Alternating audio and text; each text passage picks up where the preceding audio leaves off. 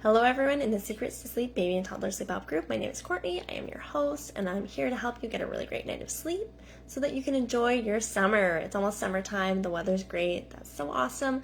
Today I just wanted to answer a question that keeps getting asked to me over and over, and I just want to make sure that this one's really established because I think that this is one of the most important questions that I can answer that I get asked a lot, okay? So the question is, sleep regressions, like how long is it going to take for my baby to, grow out of this, or how long is it going to take for my baby's sleep to go back to normal?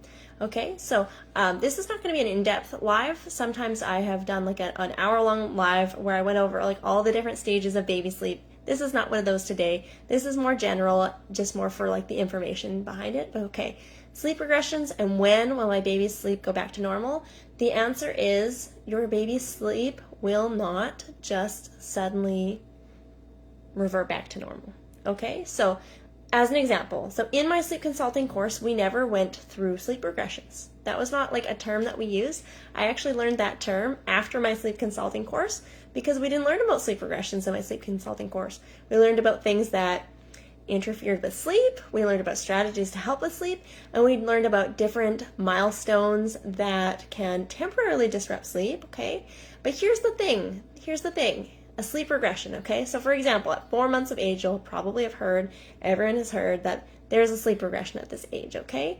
So at 4 months of sleep, here's what I like to describe it as, is that at 4 months of age, this is around the time, so it's not exact, but around the time when your baby now has a fully developed circadian rhythm. So they have a biological change, and what it means is that they have new sleep needs. So when people ask me, when is my baby going to grow out of this, meaning grow out of this sleep regression, meaning when is my baby going to grow out of these, constant wake-ups, when's my baby going to grow out of this really bad sleep, my answer is your baby is not going to grow out of having a fully developed circadian rhythm.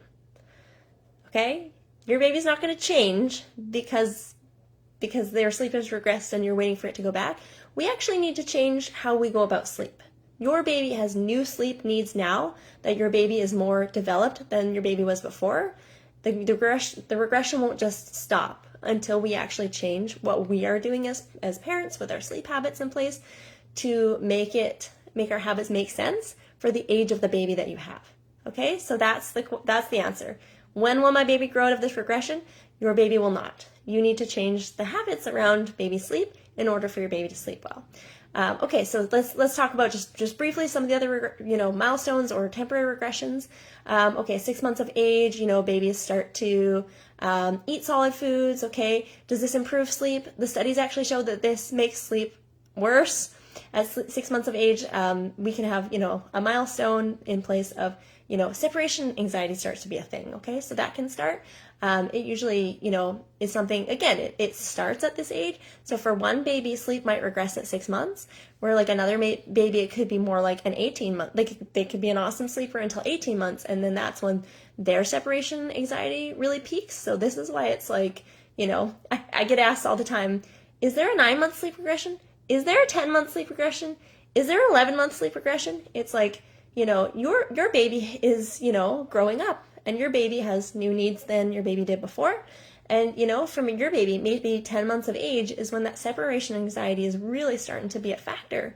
Okay. And some of it is, age and biologically related. And then other is more, like habit-based and environmental, right? So it's kind of like, sometimes, we don't necessarily know if we're making slight changes that have, for whatever reason kind of increased the separation anxiety. Doesn't mean you've done anything wrong. It could be slight. And it just, this is the time when, the baby or toddler is starting to really express that there's, habits that, suddenly, they're starting to be like, wait a minute, no, you must do this thing or something like that, right? So, hello, Ellen. Say hi. Post below if you're watching, anyone. Okay, so this is a question about sleep regressions and whether babies will grow out of it. We either enforce, certain habits, or we either don't, right? So if you have a toddler, for example, this could be, there's so many different examples of milestones or regressions or things that cause interference with sleep, okay? But let's say you have a toddler that suddenly starts to wake up in the night, an 18-month-old. This is likely linked to separation anxiety, right? Because this is the peak of separation anxiety is about 18 months of age. Okay, so your toddler suddenly starts to wake up in the night. someone goes, is there an 18-month sleep regression? I could say yes. Or I could say, there's a lot of separation anxiety that, goes on at this age. It definitely peaks at this age. That's probably a reality. Okay, and then the parent will go, well, when's my baby going to grow out of these wake-ups in the night that have suddenly happened? I'm like, oh, well, it really actually depends on how you go about the wake-ups, right? So if your 18-month-old starts waking up 3 times in the night and starts to tell you that, she needs milk, okay? And then suddenly in the night, we start to give her some milk. And then after maybe a week, it was a quick, 5-minute wake up, give some milk, fall back asleep. And then suddenly now she actually needs milk and she needs 7 stuffed animals. And then a few days later, well, then suddenly she actually wants you to stay there while she falls asleep. Okay, so these are the things that I really want people to notice, is that, like, when will my toddler grow out of this? Like, to me, I'm like, we really have to shift our thinking to, like, what are we doing to proactively, help our toddlers, feel really comfortable falling asleep in their bed without us or without needing something to fall asleep. Because that's really what it's about. Your toddler at 18 months old does not need to be waking up.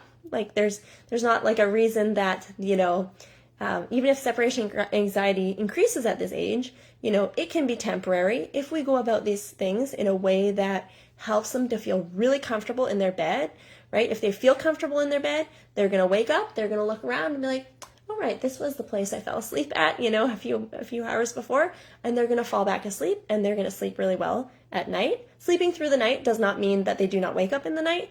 It actually just means that they don't wake you up during the night, right? Because as humans, we all wake up in the night, okay? So we want our toddlers to feel so comfortable in their beds that they wake up and they don't feel like they need you there. They don't feel like they need, milk or something, okay? They feel like they can get back to sleep on their own. So this is where I'm like, when is this sleep regression going to end? I'm like, what are we going to do about it? What are we going to do about sleep that has regressed? What habits are we going to work on? How are we going to make changes as parents so that we are aiding to, this challenge that our toddler has, at this time? Okay, I hope that this is like a really helpful kind of shift in thinking, way of looking about it. I hear a lot of things of like, don't worry, it's just a time. And I'm like, man, my kid is 8 years old, and I remember last year at a birthday party talking to the other parents, and they all had, 7-year-olds that were jumping into their beds in the night, which is fine if that's what you love and you don't mind, but it's just the reality is that our children don't just grow out of things, right? Especially if we're enforcing them, right? If you don't want your 7-year-old to be hopping into your bed, right? If you don't mind it, then who cares? No big deal, right? Like, but if you do mind it and that's not the habit you want in place, your 7-year-old will not just grow out of it, okay? Because we're enforcing it by letting them into our beds, every night.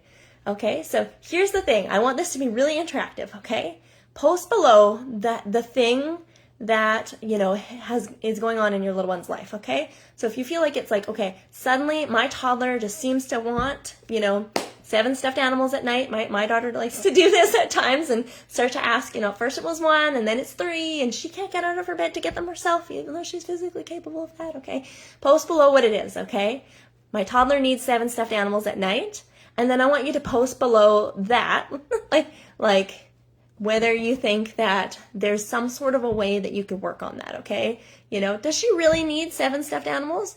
Maybe she actually needs 1 stuffed animal in the night, and maybe she can get it herself, okay? So this is just more, thought-provoking, just thinking, brainstorming, and I'll look through them and I'll, give some of my thoughts, okay?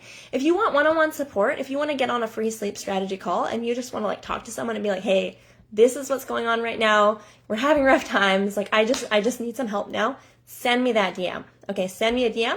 I still have calls for tomorrow available. Okay, so if you want to call for tomorrow, send me that DM. Let's get on this and let's get you some help that you need right away. Okay, bye everyone. I hope you have a really great day.